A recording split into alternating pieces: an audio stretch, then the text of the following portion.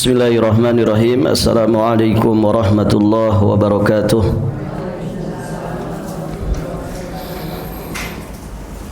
Alhamdulillah hamdan yaliku bi jalalihi wa azimi sultanih. Asyhadu an la ilaha illallah wahdahu rabbi la syarikalah. Wa asyhadu anna Muhammadan abduhu wa rasuluh. قال الله تعالى في كتابه الكريم يا أيها الذين آمنوا اتقوا الله حق تقاته ولا تموتن إلا وأنتم مسلمون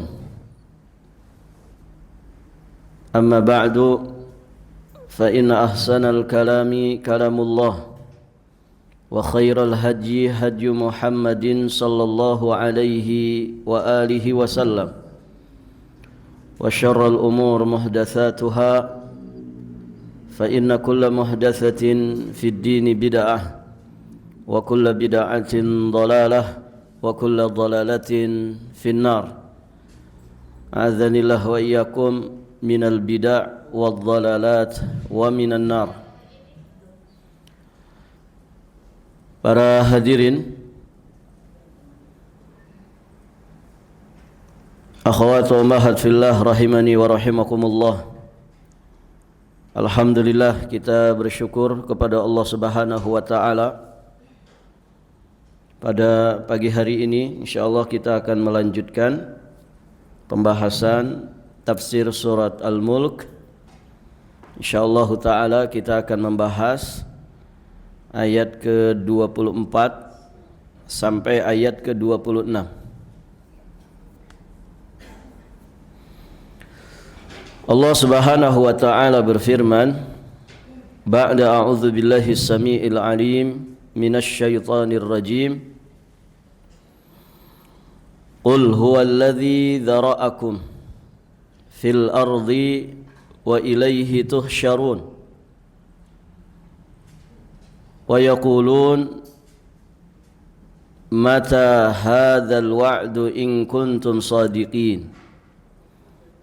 Qul innamal ilmu indallah wa innama ana nadhirum mubin. Allah berfirman yang artinya, katakanlah, dialah, yakni Allah Azza wa Jalla, yang menjadikan kamu berkembang biak di muka bumi ini, dan hanya kepadanya lah kamu kelak dikumpulkan.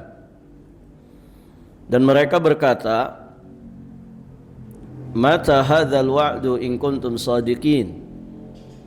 Kapankah datangnya ancaman itu jika kamu adalah orang-orang yang benar? Qul innamal ilmu indallah. Maka katakanlah, sesungguhnya ilmu tentang hari kiamat itu hanya pada sisi Allah Subhanahu wa taala, dan sesungguhnya aku hanyalah seorang pemberi peringatan yang menjelaskan. Taib, ibu-ibu yang dirahmati Allah, di dalam ayat ini, ayat ke-24,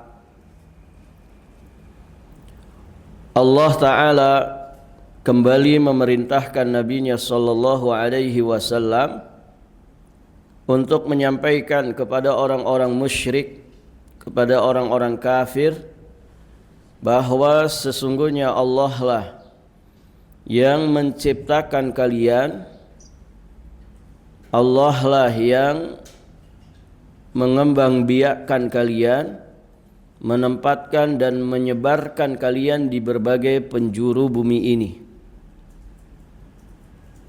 Barakallahu fikum. Dan tentu ada hikmahnya. Manusia Allah Subhanahu wa taala menempatkan mereka tidak di satu tempat, tapi tersebar di berbagai penjuru bumi. Ada bumi bagian timur, ada juga bagian tengah, ada juga mungkin bumi bagian bagian barat. Mungkin juga ada bumi bagian utara atau selatan. Barakallahu fikum. Nah, Allah menempatkan manusia di berbagai penjuru bumi dengan tujuan agar mereka itu saling mengenal, lita'arofu. Oh, kalau ada yang bilang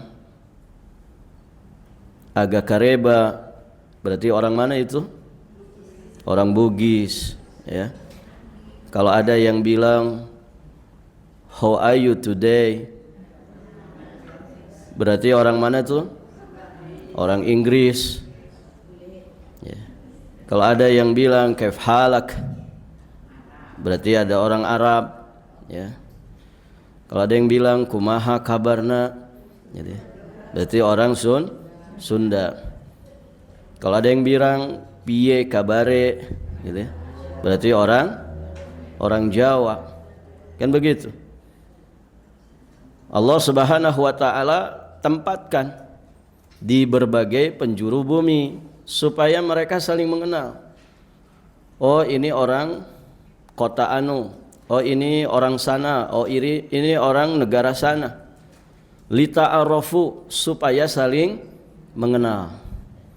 Juga supaya sama-sama beribadah kepada Allah Subhanahu wa taala. Karena memang hidup manusia untuk ibadah. Wa ma khalaqtul jinna wal insa illa liya'budun. Tidaklah aku ciptakan jin dan manusia melainkan supaya mereka beribadah kepadaku. Juga mereka punya tugas untuk memakmurkan dan juga menjaga bumi. Ya, supaya bumi ini ditempati merata, ada di mana-mana.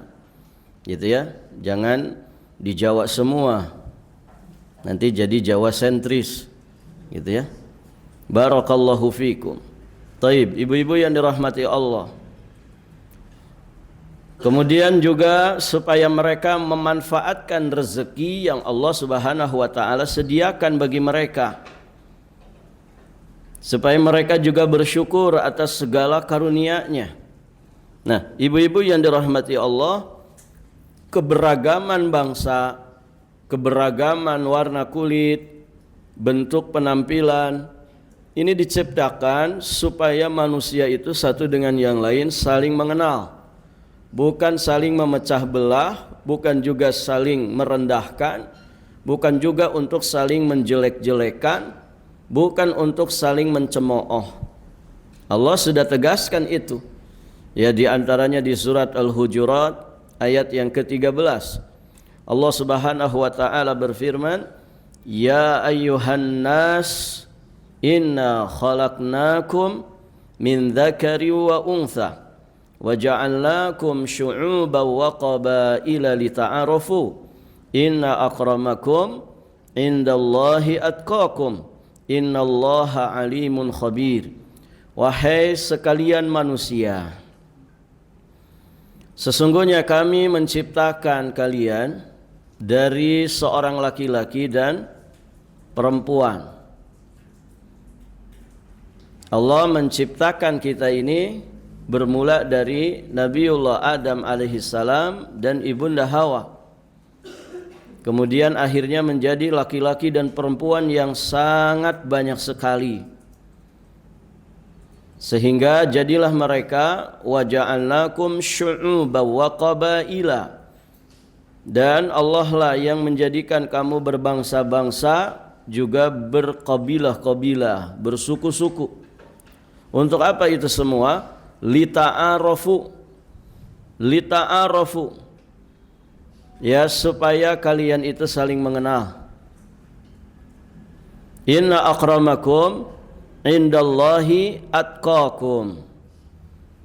Sesungguhnya semulia-mulia kalian di sisi Allah adalah yang paling bertakwa di antara kalian. Innallaha alimun khabir. Sesungguhnya Allah itu maha mengetahui lagi maha teliti. Baik, ibu-ibu yang dirahmati Allah.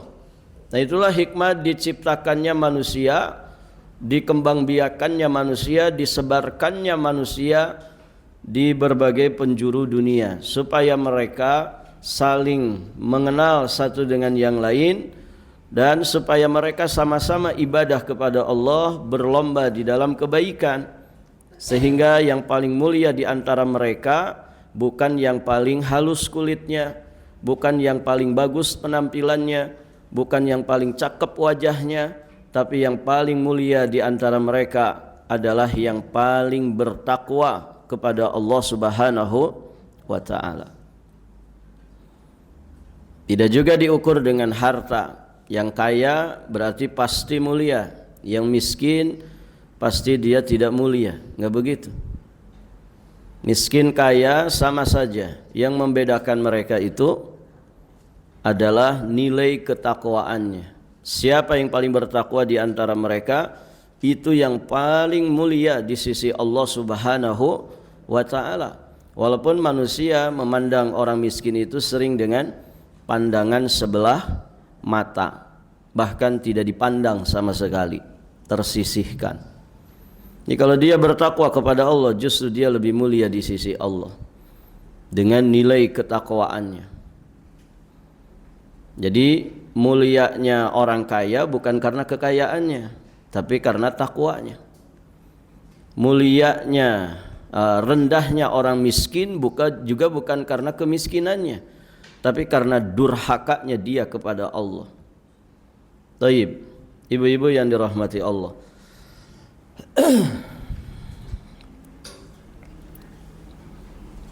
Pelajaran berikutnya, di penghujung ayat ke-24 Allah menyatakan wa ilaihi tuhsyarun, dan hanya kepadanya lah kamu itu akan dikumpulkan. Ini peringatan dari Allah Subhanahu wa ta'ala bahwa seluruh manusia akan kembali kepadanya pada hari kebangkitan nanti untuk kemudian dihisab, untuk dibalas atas segala perbuatan mereka selama di dunia. Hal ini menegaskan tentang kekuasaan Allah yang mutlak atas segala sesuatu.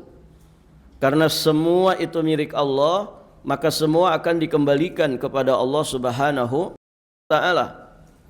Di surat An-Nur ayat 42 Allah Subhanahu wa ta'ala juga menyampaikan, walillahi mulkus samawati wal ard wa ilallahil masir.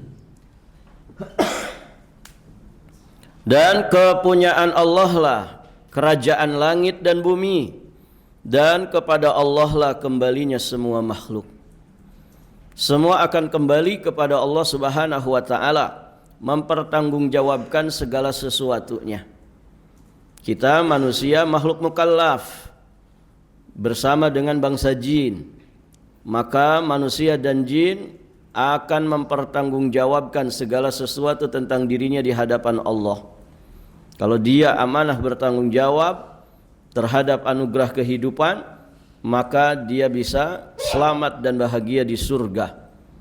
Namun jika dia tidak amanah atas anugerah kehidupan yang Allah Subhanahu wa ta'ala titipkan kepadanya, maka dia akan mendapatkan balasan setimpal, yakni siksa di dalam api neraka.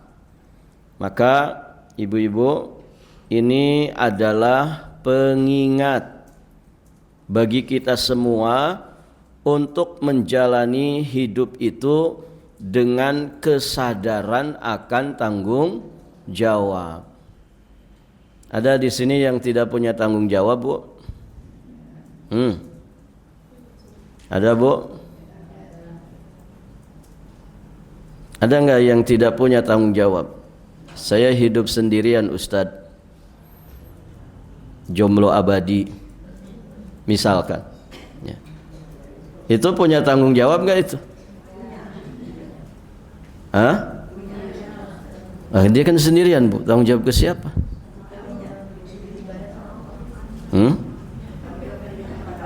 Barakallahu fiikum.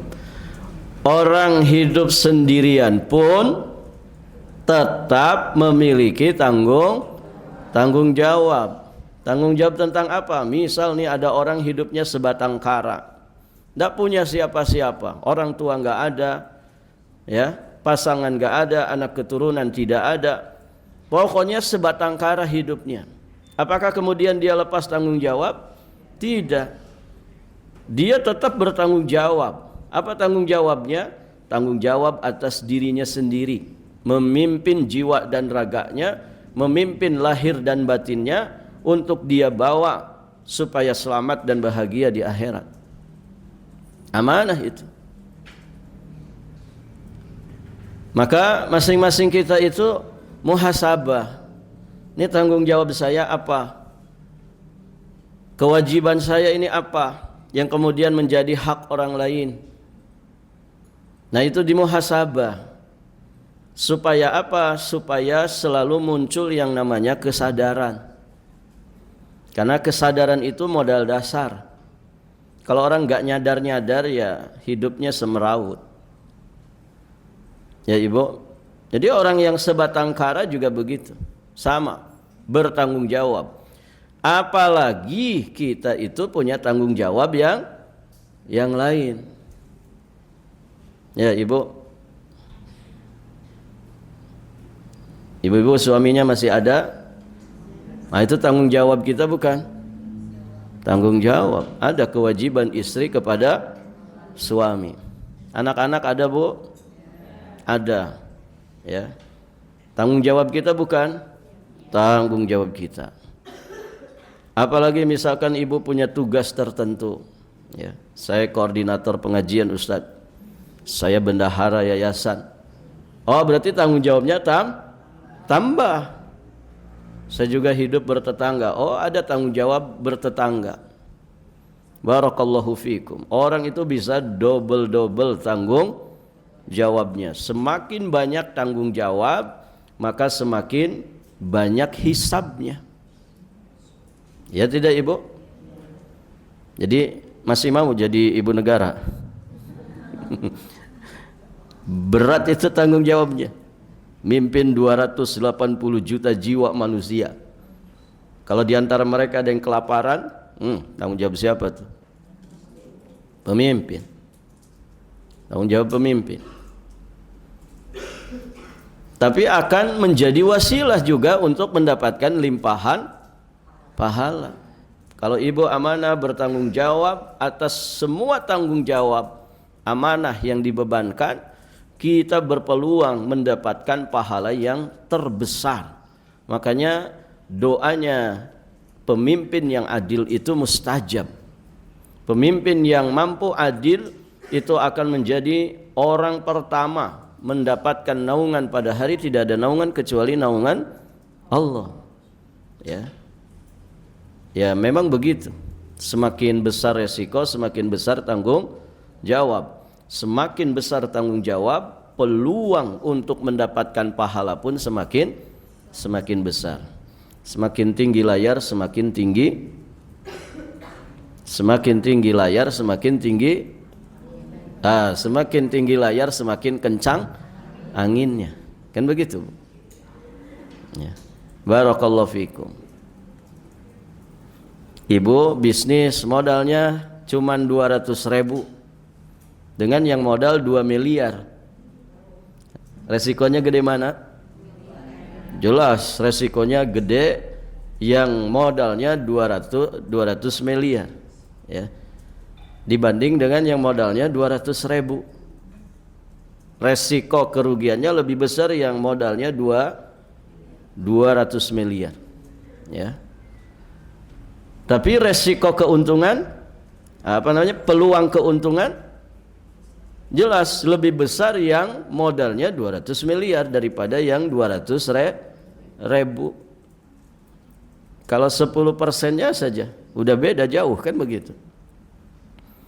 Taib, ibu-ibu yang dirahmati Allah. Jadi ini peringatan dan pengingat bagi kita bahwa kita ini akan kembali kepada Allah. Ya, ibu-ibu semua kan ini ibu-ibu camat ini. Ya. Calon mati semua. Sama yang ngomong juga sama. Ya. Semua kita sedang menunggu. Hidup itu kan menunggu saja. Ya. Salah satunya adalah menunggu kematian. Tapi saat menunggu itu jangan ngelamun. Pakai ibadah. Begitu. Sebaik-baiknya. Pakai untuk cari bekal sebanyak-banyaknya. Karena kita semua akan dikembalikan. Kemudian ini juga menjadi motivasi untuk kita selalu beramal soleh, untuk kita selalu beribadah kepadanya dengan ikhlas dan mempersiapkan diri kita untuk kehidupan abadi. Ya. Barakallahu fikum. Jadi kalau sadar kita ini akan pulang, maka pulang itu jangan lengoh. Pulang itu jangan tangan kosong, bawa sesuatu yang bermanfaat, ya, untuk kebahagiaan dan keselamatan. Disinilah tempatnya di dunia ini. Kita disuruh cari bekal yang terbaik, cari bekal yang efektif, cari bekal yang besar, yang banyak, setidak-tidaknya yang mampu untuk menyelamatkan kita di kehidupan akhirat nanti. Nah, kita gini-ginian saat ini kan sejatinya dalam rangka cari bekal. Bekal terbaik itu kan diantaranya apa, Ibu? Ilmun nafi', ilmun yuntafa'u bihi. Ilmu yang kemudian diambil manfaatnya, ilmu yang menghasilkan tambahan iman, ilmu yang menghasilkan tambahan takwa kepada Allah. Wa tazawwadu fa inna khairaz zadi taqwa. Dan berbekalah kalian, sesungguhnya sebaik-baik bekal bagi kalian itu adalah takwa. Ya. Jadi sing sadar akhirat. Kita itu enggak seeneng-eneng hidup di alam dunia ini. Tidak selamanya kita akan hidup di alam dunia ini. Tengoklah sebagian saudara-saudara kita yang mendahului diri kita. Ya. Di jalan kadang kita papasan sama rombongan orang yang mengantar jenazah ke pekuburan. Suatu saat nanti kita itu yang ada di mobil jenazah. Ya, Ibu. Dan itu satu kepastian. Semua orang juga paham. Tapi yang jadi masalah apa yang sudah kita persiapkan. Taib. Maka selanjutnya orang-orang musyrik, orang-orang kafir menyatakan wa yaqulun mata hadzal wa'du in kuntum sadiqin. Ini orang-orang musyrik berkata dengan nada mengolok-olok, dengan nada mengejek, mendustakan serta mengingkari pertanyaan, tapi yang sifatnya ngolok, mendustakan, mengingkari, ngejek. Kan ada kadang orang itu bertanya tapi niatnya ngejek, ngolok-ngolok. Kok pakai baju gitu? Beneran nih pakai baju gitu? Ya. Ketika lihat temannya bajunya, ya tidak pantas lah begitu. Nah, dia nanya begitu tuh ngejek, ngolok-ngolok. Jadi ada pertanyaan yang tujuannya itu ngolok-ngolok. Nah, apa yang ditanyakan oleh orang-orang kafir musyrik di sini juga sama. Wa yaqulun mata hadzal wa'du in kuntum shadiqin. Mana tuh? Kapan tuh datangnya ancaman itu? Jika kamu itu orang-orang yang benar. Maksudnya mana itu hari kebangkitan? Mana itu hisab? Mana itu pembalasan? Mana itu azab? Yang suka diceritakan orang-orang dulu di azab itu mana? Begitu. Ini nantangin, ya. Dan sering sekali ya dalam Al-Quran kita mendapati bagaimana orang-orang kafir musyrik itu sering nantangin azab, sering nantangin azab. Dan itu bukan karakter orang beriman. Orang beriman itu takut dengan azab, bukan ditantangin. Nauzubillah. Ya, orang-orang sekarang juga kan ada yang modelnya begitu. Ya, disebar lagi di medsos. Nantangin Tuhannya umat Islam itu mana katanya gitu. Nas'alullah al-afwa wal afiyah wassalamah. Taib, ibu-ibu yang dirahmati Allah. Maka Rasulullah sallallahu alaihi wa alihi wasallam kemudian diperintah oleh Allah untuk menanggapi dan menjawab mereka dengan kalimat innamal ilmu indallah wa innama ana nadhirum mubin. Katakanlah, sesungguhnya ilmu tentang hari kiamat itu, hari pembalasan itu hanya pada sisi Allah, dan sesungguhnya aku hanyalah seorang pemberi peringatan yang menjelaskan. Jadi ilmu tentang kapannya hari haknya adanya kiamat dan adanya hari pembalasan itu hanya Allah saja yang mengetahuinya, hanya Allah saja yang menentukannya, ya. Dan Allah tidak membebani manusia dalam penjelasannya. Tidak usah cari tahu juga, karena nggak akan pernah diketahui. Tidak usah diramal-ramal juga, begitu kan? Karena sejatinya itu janji Allah yang pasti. Dan tidak ada orang kemudian menyatakan, meramalkan kiamat akan terjadi di tanggal-tanggal sekian, di bulan dan di tahun sekian. Itu pasti dustanya. Pasti, ya, karena tidak ada yang tahu hari H, ya. Dan menunjukkan kejahilan, ya. Sudah mah itu kebodohan dipelihara lagi, jadi, sampai kemudian ya bersiap-siap bikin beli itu yang sempat viral zaman dulu tuh. Ada yang diwawancarai, sudah siap saya perahu karet, ya, saya sudah siap stok logistik makanan, ya. Disangkanya kalau terjadi kiamat itu ada orang yang bisa selamat, begitu ya. Perahu karet lagi, selesai perahu karet, ya. Nggak usah pakai kiamat itu, pakai tsunami 3 meter saja selesai itu, ya. Ibu yang dirahmati Allah. Nah itu kebodohan, ya. Kebodohan. Baik, ibu-ibu yang dirahmati Allah. Karena kiamat itu hanya Allah yang tahu, ya. Hanya Allah yang tahu. Dan seorang mukmin itu tidak akan merasakan dahsyatnya kiamat. Karena yang akan merasakan dahsyatnya kiamat itu hanya syirarul khalqi, seburuk-buruk manusia. Insya Allah ibu, kalau kita berusaha beriman dengan baik, kita tidak akan pernah menyaksikan dahsyatnya kiamat, ya. Dan kiamat itu kan memang ada tanda-tandanya, sudah banyak tandanya. Tapi tanda besar belum banyak yang terjadi. Ya, artinya apa? Lebih duluan kiamat kecil yang kita hadapi daripada kiamat besar, ya. Nah, yang dipersiapkan itu adalah yang paling pertama kan ya, yang paling dekat dengan kita ini. Yang paling dekat dengan kita dipersiapkan. Apa yang paling dekat dengan kita? Kematian.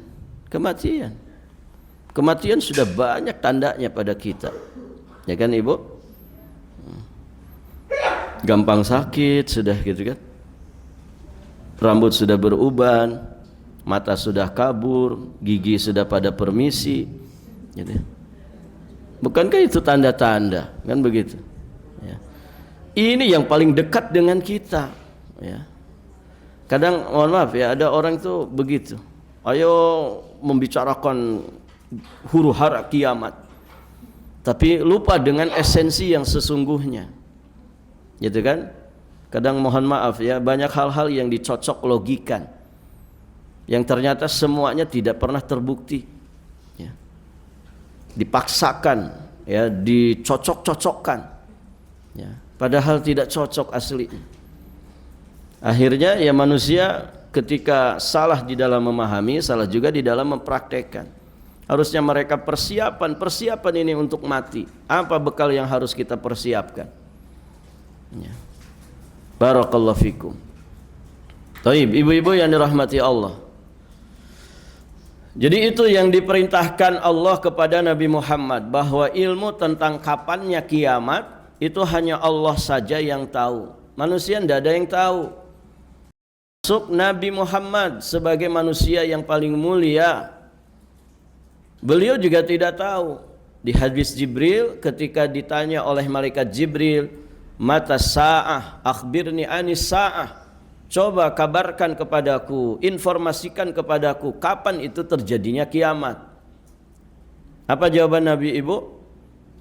Mal mas'ulu anha bi'a'lama minas sa'il. Orang yang ditanya tidak lebih tahu daripada orang yang bertanya. Jadi Anda wahai penanya, ya, dengan saya yang ditanya, kita berdua ini sama-sama tidak tahu. Kenapa? Karena ilmunya di sisi Allah Subhanahu wa ta'ala. Dan banyak ayat yang menjelaskan tentang itu. Di antaranya surat Al-A'raf ayat 178. Allah Subhanahu wa ta'ala berfirman, yas'alunaka 'anis sa'ati ayyana mursaha qul innama ilmuha inda rabbi la yujalliha liwaqtiha illahu. Mereka menanyakan kepadamu tentang kiamat. Ayyana mursaha, kapankah terjadinya kiamat itu? Bilakah terjadinya kiamat itu?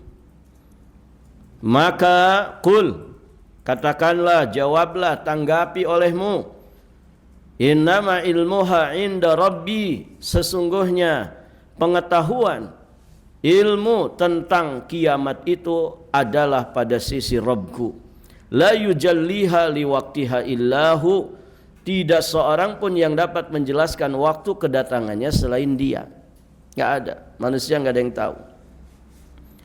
Maka seorang mukmin, kita meyakini kiamat itu pasti akan datang. Seorang mukmin tidak meragukan sedikit pun tentang peristiwa kiamat besar nanti di akhir zaman. Ya. Tidak pernah ragu sedikit pun, 0,001% enggak ada.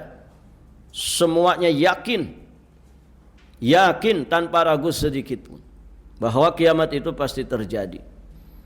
Namun yang jadi pertanyaan, apa bekalmu? Ya, kiamatnya pasti. Maka poin pelajarannya adalah apa? Persiapan yang sudah kita persiapkan. Wal tanzur nafsum ma qaddamat lighad. Masing-masing jiwa itu harus memperhatikan, melihat, ya, mentafakuri, merenungi bekal apa yang sudah dia persiapkan untuk hari esoknya. Bekal apa yang dipersiapkan untuk hari esoknya? Apa Bu? Bekal apa? Allah sudah ngasih tahu kan? Wa tazawwadu fa inna khairaz zadit taqwa. Ya. Dan berbekalah kalian, sesungguhnya bekal yang terbaik untuk kalian adalah takwa. Jadi bekal terbaik itu takwa. Nah, takwa ini yang kemudian isinya adalah kebaikan-kebaikan, ibadah-ibadah dan juga ketaatan-ketaatan. Nah, termasuk bekal efektif itu apa, Bu? Bekal efektif yang menjadi bagian penting dalam ketakwaan. Yang itu dilakukan oleh orang-orang hebat, oleh orang-orang yang nanti di surganya itu derajatnya tinggi. Apa Bu? Barakallahu fiikum. Dakwah itu bekal yang terbaik, karena semua nabi dan rasul berdakwah. Ustaz, ya, ilmu saya pas-pasan. Bagaimana bisa mendapatkan jatah ini? Ya, ibu nimbrung dalam dunia dakwah. Ya, kalau dakwah itu ibaratkan satu kendaraan, tidak masalah kita jadi pentilnya juga. Yang penting di apa ini? Di rombongan orang-orang yang di jalur dakwah ini. Karena inilah semulia-mulianya amal. Kalau seandainya di sana ada amalan yang lain yang kemudian lebih istimewa, lebih mulia, lebih utama daripada dakwah ini, tentu orang-orang mulia semisal para nabi dan rasul pasti akan diarahkan ke amalan tersebut. Karena mereka yang lebih layak untuk menjadi teladan dalam masalah itu. Nah, ketika Allah menetapkan tidak ada seorang pun nabi dan rasul melainkan mereka mengusung amaliyah dakwah, ini menunjukkan bahwa amal ini sudah yang paling istimewa. Sehingga menjadi ciri khas orang-orang yang istimewa, menjadi ciri khas orang-orang yang hebat, orang-orang yang pasti tinggi makamnya, tinggi derajatnya di sisi Allah. Ada enggak ibu kisahnya nabi yang pengangguran? Tidak berdakwah begitu. Semuanya berdakwah. Nabi dan Rasul semuanya berdakwah. Itu ciri khas mereka sudah.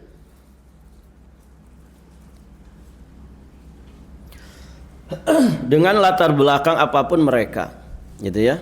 Ada yang petani, ada yang penjahit, ada yang jadi raja, penguasa seperti Nabi Sulaiman, ada yang jadi pedagang, ada yang jadi penggembala. Tapi mereka semua berdakwah. Mereka semua berdakwah dan itu fokus hidupnya. Berdakwah. Maka ikutlah ke rombong dakwah. Ya, supaya kita mendapatkan percepatan bekal. Ya. Dakwah ini amalan yang muta'addiyah. Muta'addiyah itu manfaat dan maslahatnya tersalur. Untuk apa, Bu? Untuk banyak manusia. Gitu kan? Dakwah. Masya Allah. Maka bangun komunitas-komunitas yang hidup dakwah di dalamnya. Ya. Kalau punya sesuatu, gunakan untuk dakwah. Jadikan untuk fasilitas dakwah. Sehat kita harus untuk dakwah. Harta kita ya serahkan untuk dakwah. Ya. Kemudian barakallahu fikum, kalau kita punya pangkat jabatan, ya, jadikan sebagai sarana dakwah. Walaupun kita bukan pemeran utama. Loh ibu, mobil bisa jalan nggak kalau nggak ada pentil? Nggak bisa, nggak bisa. Walaupun dia kecil tapi krusial itu, gitu kan? Nah, masing-masing kaum muslimin itu bisa bersinergi dalam dunia dakwah ini. Dimanapun posisi kita, ya. Termasuk misalkan kita ini menjadi pembelajar, ya kan? Dakwah ini hidup nggak kalau nggak ada yang mau didakwahi? Misalkan Ustadz mau dakwah, jamaahnya nggak ada, jalan nggak ibu? Nggak bisa jalan. Oh gimana? Ustadz mau ceramah sendirian? Ya walaupun saat ini banyak orang ceramah sendirian tuh banyak. Zaman sekarang kan orang ngomong sendirian tuh lumrah aja, Bu ya. Zaman dulu kalau ada orang ngomong sendirian dianggap orang gila. Zaman sekarang Masya Allah orang naik motor saja, guys, saya sedang perjalanan ini Balikpapan Samarinda, ngobrol dia. Padahal sendirian. Ya kan? Nah ada juga yang dakwah modelnya sendirian, dia ngerekam sendiri gitu ya. Tapi di depannya ada kamera ya. Bahkan kadang ada 10 HP dia pajang semua. Gitu kan? Taib para jamaah. Ya, semua fasilitas, semua sarana yang Allah mudahkan ya, harus kita fokuskan ke arah situ. Karena ini bekal terbaik, bekal paling efektif, ya, bekal paling tercepat untuk kita mendapatkan limpahan pahala di sisi Allah Subhanahu wa taala. Dakwah ini ya. Alhamdulillah kalau kita dimudahkan Allah berada di rombongan dakwah ini ya.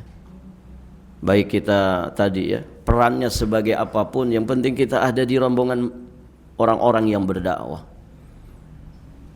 Insyaallah taala ya amal jariah kita akan banyak gitu ya, bisa mengalahkan orang-orang yang barakallahu fikum mereka fokus dengan ibadah-ibadah tapi ibadahnya ibadah-ibadah qasirah, ibadah-ibadah yang maslahat manfaatnya dominan untuk diri sendiri ya. Kita di situ juga harus punya jatah besar, tapi untuk ibadah-ibadah muta'addiyah semisal dakwah kita juga harus punya jatah besar.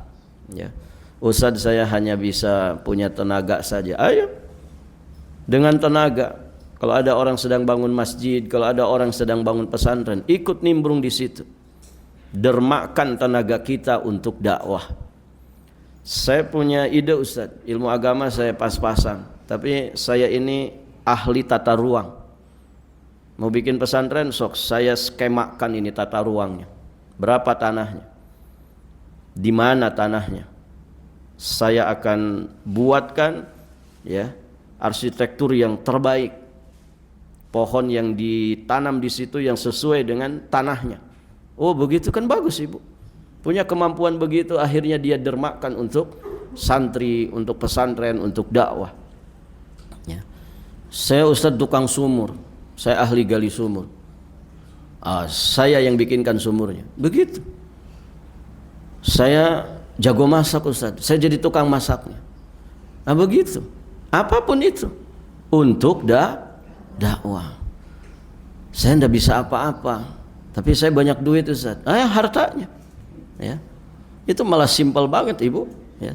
Tinggal transfer, selesai. Dia ongkang-ongkangan di rumah, pahala mengalir. Ya. Ya kan Ibu? Jangan dianggap sepele Ibu. Orang menginfakkan hartanya, kemudian dia gunakan untuk dakwah itu hartanya. Orang ke pedalaman, orang kemudian di lapangan dakwah, menghadapi berbagai macam rintangan, tantangan. Pahalanya besar jelas yang di lapangan. Tapi Ibu yang menjadi fasilitator dakwah itu kemudian bergerak, berkembang, maka Ibu dapat pahala yang sama dengan yang di lapangan. Ya. Jadi barakallahu fikum. Sebetulnya amanah menyalurkan itu justru lebih besar. Ya. Kalau yang ngirim berinfak, kan sekedar nginfak aja, kirim. Tapi ini yang di lapangan ini amanahnya luar biasa. Ya. Tapi mereka yang kemudian menginfakkan hartanya dapat pahala yang sama. Nah ini luar biasa. Artinya apa Ibu? Ya berbekal itu sing cerdas. Karena kita ini berburu dengan waktu. Ya berkejar-kejaran dengan waktu. Besok lusa enggak ada kita di dunia ini, kan begitu. Kalau kita tidak berbekal cerdas, kita khawatir bekal kita itu kurang. Bekal kita itu tidak cukup untuk menyelamatkan kita di kehidupan akhirat. Maka harus ada bekal cerdas, ya. Dan tidak ada bekal yang paling cerdas, yang paling efektif kecuali yang telah ditempuh oleh orang-orang cerdas. Siapa orang-orang cerdas di muka bumi ini? Para nabi dan rasul yang dibimbing oleh wahyu Allah Subhanahu wa taala. Maka masuk di situ. Ustaz tidak bisa ngapa-ngapain. Saya bisanya ngadoa saja Ustaz. Doakan orang-orang yang bergelut di dunia dakwah supaya mereka diberkahi, mereka diikhlaskan oleh Allah, mereka dimudahkan ya segala perjuangannya. Dan begitu. Artinya saling mensupport. Ya. Bagaimana kita punya jatah yang besar di situ dengan harapan kita punya pahala juga yang besar. Ya, sama mendapatkan pahala yang didapatkan oleh mereka yang kemudian menjadi orang-orang pertama yang berperan di situ. Taib, ibu-ibu yang dirahmati Allah.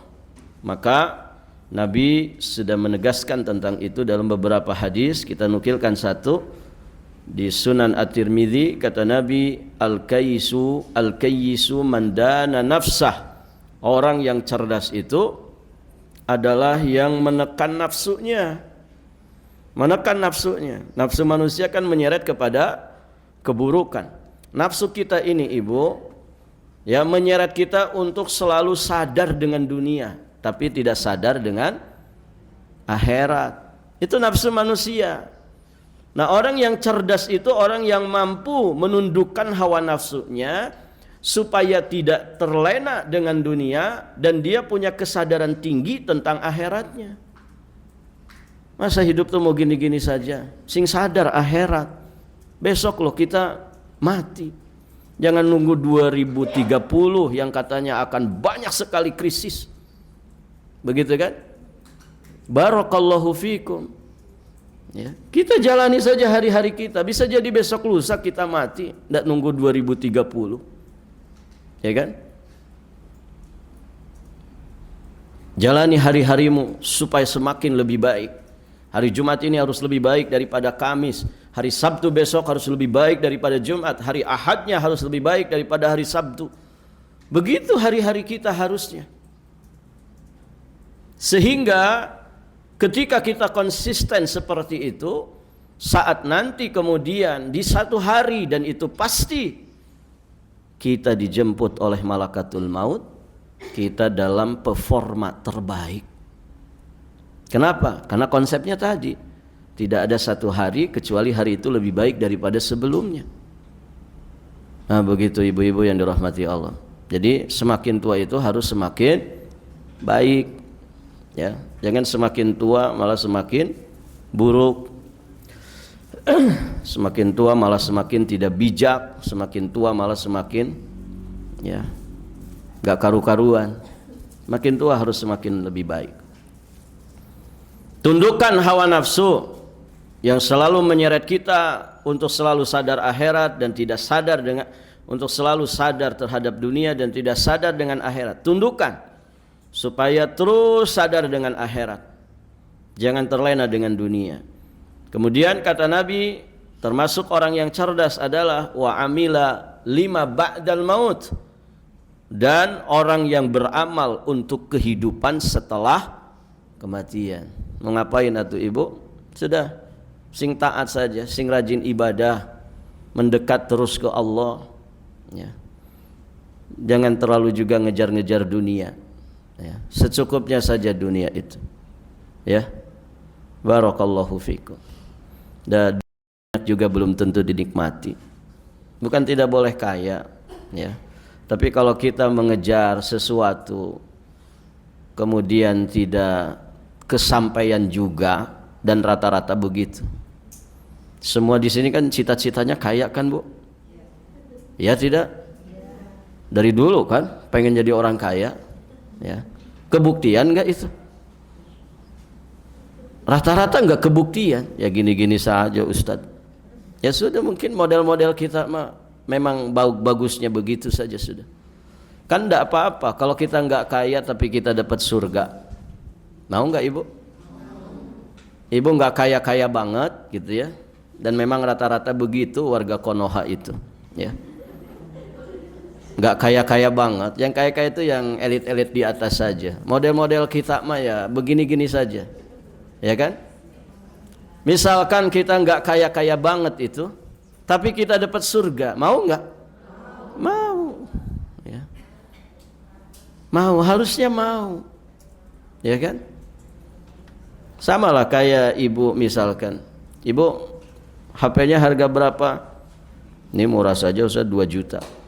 Mau enggak saya ambil HP ibu tapi saya kasih yang harga 40 juta? Mau enggak ibu kehilangan HP yang murah ini? Oh jelas mau. Ya kan?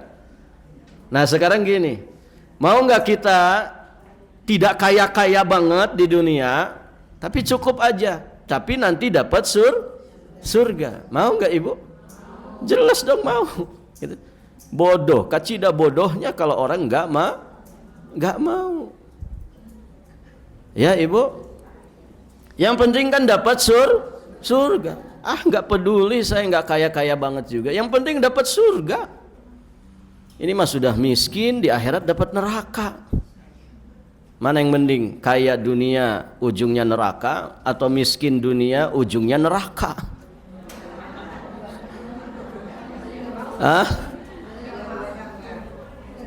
Iya, kita ngelamun aja. Mendingan mana? Ya rada mending yang kaya dunia, terus dia masuk neraka. Dia mah sudah mencicipi dunia, gitu. Sudah jalan-jalan ke Eropa, sudah jalan-jalan ke Jepang, ya. Kita mah di balik papan aja, gitu. Ya. sudah miskin masuk neraka. Ini kalau dimending-mending, dua-duanya enggak mending, Ibu. Ya. Ya. So, yang penting kita itu dapat surga. Sudah itu aja, Bu. Hidup ini mau ngapain atuh? Ojo ngoyo kata orang Jawa. Ya. Dan model-model kita mah nggak akan kaya-kaya banget aslinya, Bu. Sok aja buktikan. Ya. Mau dikejar-kejar itu dunia itu. Udah pajaknya gede lagi, gitu kan. Ya. Sudah yang cukup aja. Pengen haji cukup, gitu ya. Pengen umroh cukup. Sudah. Itu sudah bahagia bagi kita itu. Nggak banyak-banyak banget juga belum tentu dinikmati. Ya. Ya, Ibu. Ibu yang punya duit dingin itu di rekening 1 miliar, apa dinikmati? Ya? Dinikmati, Bu? Duit dingin itu, duit dingin. Namanya saja dingin, tidak dipakai apa-apa. 1 miliar dinikmati? Enggak, aslinya itu enggak. Disimpan aja. Wong yang ada juga udah cukup, Ustaz. Loh, harta kita itu kan kata Nabi apa?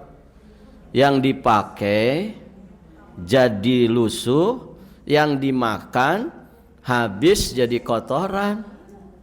Kan gitu aja, Ibu. Ya. Itu harta kita sejatinya. Nah, kalau kita bisa makan sampai habis, alhamdulillah. Masih punya baju sampai lusuh. Ini baju ini sudah 7 tahun, Ustadz, alhamdulillah. Ya. Ya sudah, itu harta kita. Kan itu yang dinikmati. Ya, Ibu. Duit Ibu yang berapa T itu di rekening kan gak dinikmati. Ya. Nggak dinikmati. Rumah gede-gede apa dinikmati semua, Ibu? Ustadz, ini jam 5 sore ini saya sedang menikmati dapur. Ya. Nanti jam 7 malam saya sedang menikmati pojokan rumah saya tuh, Ustadz. Semua dinikmati gitu? Ah, enggak, Ibu. Yang itu aja yang dinikmati, paling kamar mandi sama kamar utama, kan itu ya. Semua pojok gitu dinikmati? Ah, enggak. Ya. Ya, Ibu.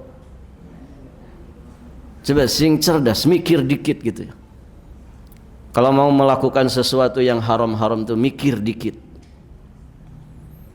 Itu yang korupsi itu yang sampai 7 T uang negara. Apa dinikmati apa, Ibu? Enggak. Wong dia gajinya sebulan 3 miliar. Saya yakin itu yang 7 triliun yang dikorupsi itu enggak dinikmati. Enggak. Ya.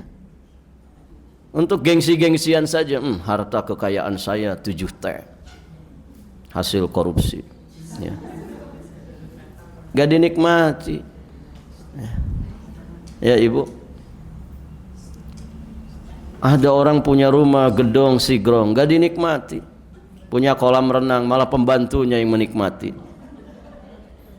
Orangnya sibuk, gitu kan, ngurus usaha sana sini, meeting sana sini.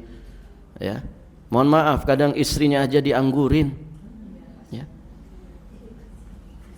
ya. Bentar lagi disita sama negara tuh. Ya. Jadi sing cerdas coba hidup tuh, ya. Kalau mau melakukan yang haram-haram tuh mikir dulu. Apalagi Anda mengaku punya ilmu agama, gitu ya.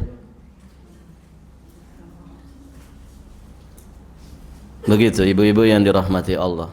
Semoga Allah mudahkan segala urusan kita.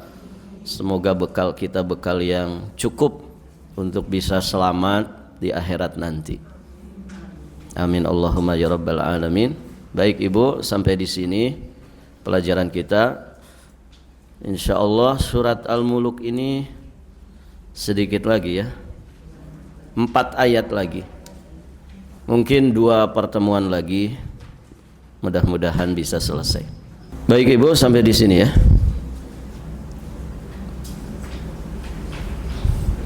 Kita cukupkan sampai di sini. Kita akhiri dengan doa kafaratul majlis. Subhanakallahumma bihamdik, asyhadu an la ilaha illa anta, astaghfiruka wa atubu ilaik. Assalamualaikum warahmatullahi wabarakatuh.